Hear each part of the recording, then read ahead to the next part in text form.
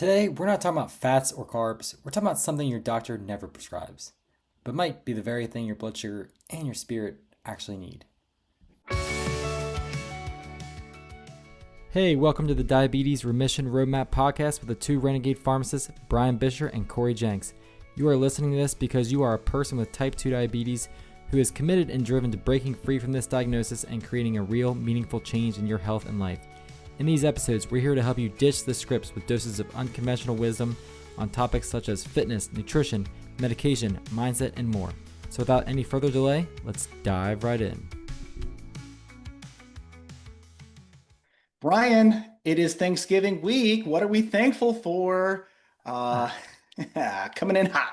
I am thankful for a healthy household again because my family just got the illnesses just ravaged through us all. And yeah, we're back now. So I'm really thankful for that. How about you?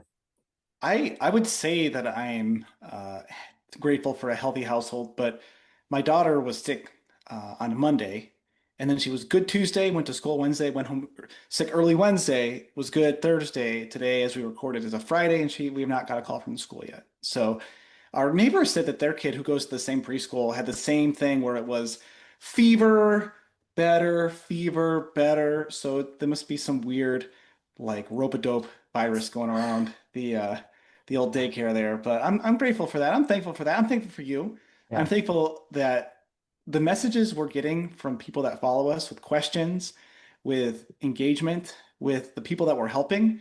Like we had a new client join this week, struggling with prediabetes and weight for years, and is already transforming numbers and weight and whatever is whatever, but who they are. Like they were saying how they took the stairs instead of the elevator. They made Mm. a stronger choice for dinner instead of eating out despite a ton of life stress and every reason to not do it. And so just man, that's energizing. Holy cow. What a blessing to be able to help people. Yeah, I agree with you. And I'm grateful for you too. I'm just grateful for our friendship. I'm grateful for the internet because that's how our friendship started. Yeah. It's just it's amazing. Yeah. A lot to be thankful for. Honestly, like counting my blessings and they're countless. Even though we just had some sickness, like we're all pretty healthy overall. Hmm. And yeah, I think this week is gonna be fun. Lots of fun food, um, some football, and I know you don't really care about football, but fun food, How football. dare you say it? Just because I root for the South Carolina Gamecocks, the king of choke, the kings of choke artists. I like football. I like my son is getting into flag football, so we've been doing a Okay. lot of playing in the yard, and who's inspiring his 5-year-old little brother to play football. My dad played college football, so we have football in the blood. It just skipped a generation apparently. So we actually were. I was going to go to the Arizona Wildcat football game this weekend, but we're hosting a Friendsgiving. Another reason to be grateful. So that's Oh man. and we're gonna play hopefully Thanksgiving Day. I have a former coworker whose husband hosts a turkey bowl at a local park. So we're gonna go play Hmm. some football, Okay. real life football. Nice. I don't So think I knew that about you, honestly. I did not know that your dad played college football. And athletically then, looking at me, you would not expect that much athleticism. He ran a 4.440, Brian. My dad ran a 4.440. And I broke 5 seconds in high school. So we'll call that a win. So none of this is helping you with your blood no, sugar. it's not. This It's is, not. this is us. It's fun. And so usually on a health focused podcast, Brian, I am seeing on X, on Instagram, a lot of Thanksgiving food advice. And if you are coming to us wondering about what to do with your carbs and fat on Thanksgiving, you can just turn it off right now. But please don't turn it off because here's the deal. Half the people are going to tell you it's one day, it doesn't matter, eat whatever you want and enjoy it. And the other half are going to say, on a holiday, you got to double down extra hard to meet your blood sugar and weight goals. And quite honestly, we think it depends on who you are, where you're at, and what's going to keep you going or stall you or inspire you. So if you're looking for tactical food advice for Thanksgiving, look elsewhere because we have something more important than your macros on Thanksgiving, Brian, to talk about. And we kind of alluded to it earlier. Yeah. What is that more important thing, Cory, that we're going to talk about? We're going to talk about being thankful and having gratitude and what that means for our health, our lives, and on that day, the idea that, I mean, it literally has thank in it. Thanks is in Thanksgiving. So, and Wow. to all our international listeners, sorry, it's American Thanksgiving, y'all. We're going to celebrate it. Wow, thanks for breaking down the word for us, Cory. But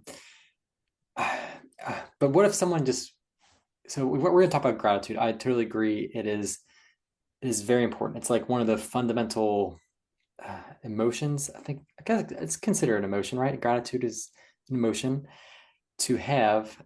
Like, how does that correlate to health, though? How does that kind of affect my health? Well, I think that we can talk a lot about what we wish we had. I wish my A1C was lower. I wish I was 100 pounds lighter. I wish I didn't take 5 or 10 different medications for all of my conditions. And you could be upset about that. You could be bitter and frustrated about a system that's failed you, a food system, a healthcare system, and you could sit and stew and be mad. And that's an option. That's a choice. And you could say, well, until I'm better, I ain't going to be happy. I'm upset. Or the other option is I'm breathing. I can move. I can make choices. I can start making choices today. I can make a bunch of tiny choices to add up to make big changes. And I'm grateful that I found this podcast, maybe that's helping me along the way. I'm grateful that I have a friend. Maybe you don't have a ton of friends. Maybe you have one friend. Maybe you have one family member. Maybe you have a job. Maybe it's not your best job, but it pays the bills or almost pays the bills. It gets you there. And it's hard. I'm not sitting here saying you have to put on your Pollyanna glasses and say, glasses half full, everything's great. Brian would tell you that before we started doing this podcast, our time talking was a lot of lamenting the healthcare system, lamenting the kids being sick, all of the things that make being a middle aged man, raising a family, and working challenging. However, one of the things that we would do for each other and why I'm grateful for your friendship is that we would like to, we always reframed it. Mm. Well, your kid is sick. Yeah, I talked to someone on the phone today whose kid was sick too, and they were in the hospital for 2 days. Well, mine just screamed all night long, so I'm tired. But I didn't sleep much in my own bed, but I was in my own bed. It was in my own house. So this is perfect timing, Brian, because I was listening to a book and I cannot name it off the top of my head, but it was this guy who studied, I know, such great material, folks. When Brian starts talking, I'll Google it and get you the answer. But the idea was he studied people that were old to figure out how to live a good life and how to be happy. And one of the big lessons was how to be happy in spite of and not be happy because of. So these people are, if you're old, I'm sorry, but 80s, 90s, unable to move, losing their vision, stuck in a bed. And he asked, how are you doing today? And they're like, oh, I woke up really good today. It's like, what are you talking about? You can't see, you can't move, you're hurt, you're in a nursing home. Like, the next stop is death. Like nursing, no one comes out of nursing homes. You go there and it's a one-way trip. But they're able to be happy in spite of. And that's something that we get as we age. And Brian and I are in our 30s, so we're still, knock on wood, relatively young. So gratitude, I think, is how can we be happy in spite of something that has happened to us, and then be grateful for the ability that we have to take steps to change the way we want to versus happy because of. And I've been guilty of this. I'll be happy when I graduate pharmacy school. I'll be happy when I get that job. I'll be happy when I get married. And so when it comes to your health, Thanksgiving, blood sugar, all of that, what can you be grateful for? Maybe you don't have a Norman Rockwell picturesque Thanksgiving. You have ears, you're listening to this. You have eyes if you're watching any of our content. It's painfully positive, which is just what my dad used to do to me when I was a kid, and I would get pissed at him. But that to me is what gratitude is, Brian. What do you think? If you're listening to this and thinking, this is exactly what I need, but I'll deal with it at my next doctor's appointment, I want to lovingly call out something important. Waiting 6 months for someone to glance at your labs isn't a plan, it's a gamble. Your blood sugar doesn't pause until your next visit, your habits don't magically change on their own, and you don't need another rushed conversation where you walk out with more questions than answers. If you want clarity, real personal clarity on what's driving your numbers and how to turn them around, grab a blood sugar clarity call with us. It's free, it's personalized, and it gives you a plan you can act on right away, long before your next appointment rolls around. Just head to the show notes and tap the link to book your call. Don't wait for someone else to set the pace for your health. Take the next step while you've got the momentum. I think you just went on a nice monologue there that I just was, just taking in. I think the first thing that comes to mind is the gratitude, it's focusing on what you have, not what you don't.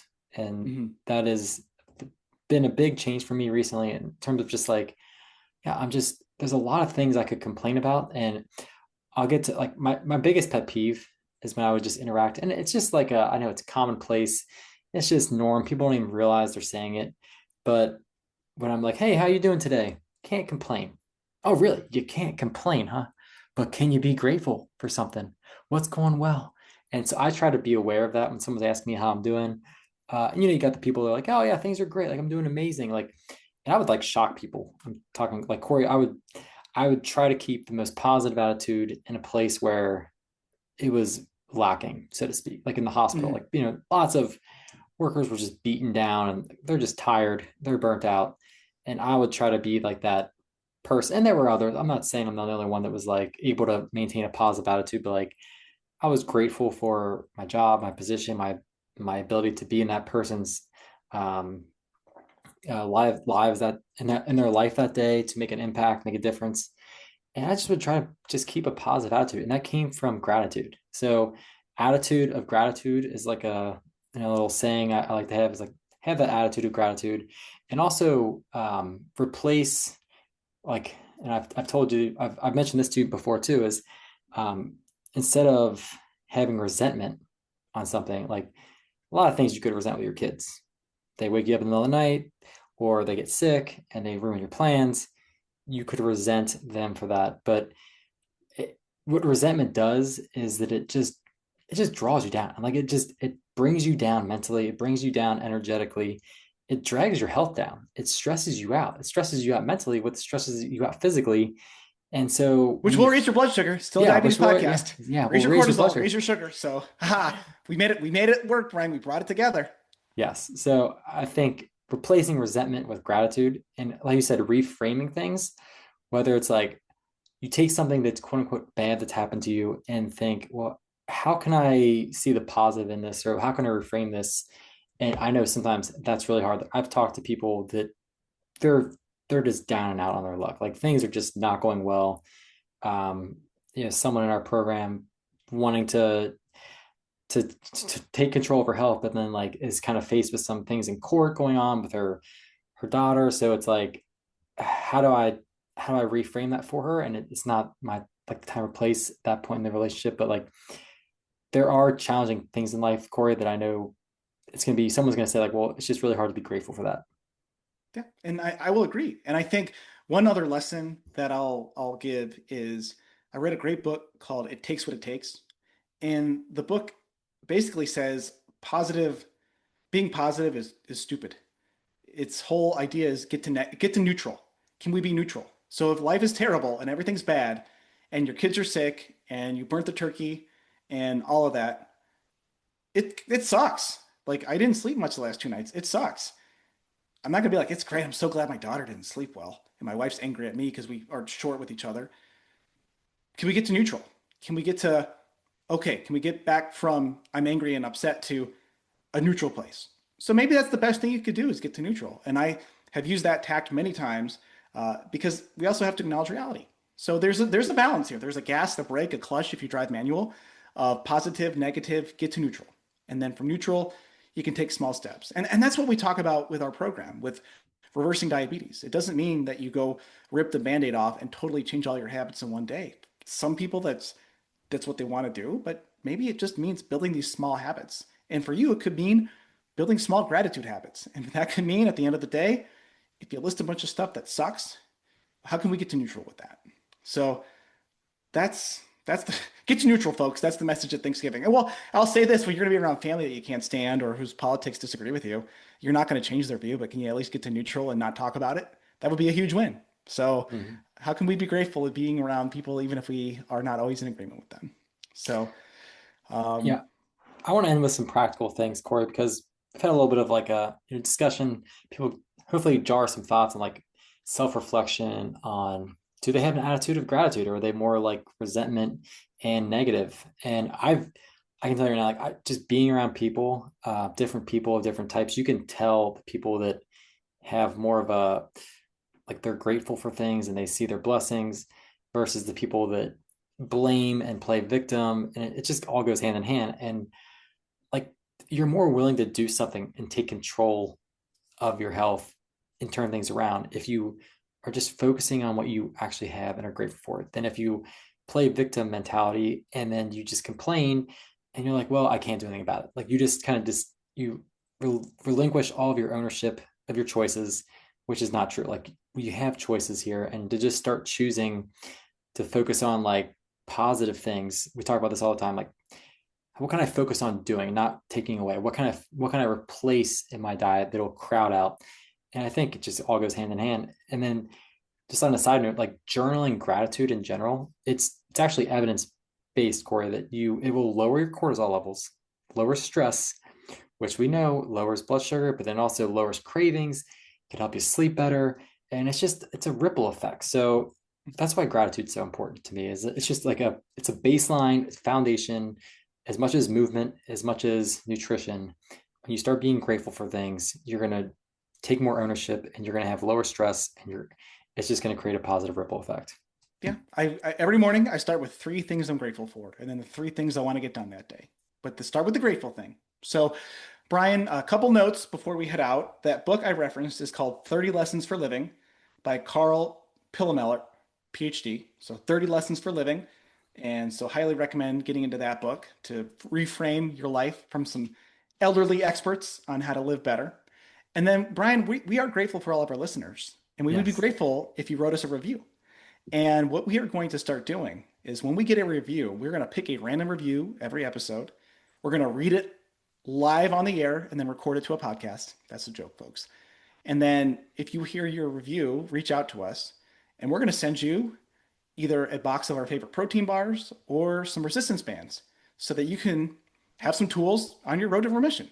So, Brian, what do you think of that? What do you think of I, that plan? I love that plan. And yeah, you can pick the resistance bands or the protein bars. Just let us know. Yeah, That's it's your choice, dealer's choice. So, yeah. but please know that if you get the protein bars, you use those to eat, not lift with. And if you get the resistance bands, do not try to eat those. We cannot be responsible for anything that happens to you if you try to eat resistance bands. So, with that, Brian, I'm grateful for laughter. Yeah. That I can make you laugh still. Oh my gosh, even after 5 years of friendship, almost 6, I can still make you laugh. So, folks, wherever you are in the world, however you celebrate, whatever is going on, and this might age terribly. We could have something awful happen to us on Thanksgiving, but do our best to get to neutral. Be grateful. We're grateful for you. Remember, write a review for us, and we'll pick one and read it. And you could get yourself some tasty resistance bands. I mean, tasty protein bars or useful resistance bands. So, with that, Brian, can you take us out of here? That's it, Cory. I would say happy Thanksgiving to those who celebrate, and we'll see you in the next episode. Take care, everybody. If this episode gave you clarity or hope, share it with one friend who's been stuck in the diabetes trap.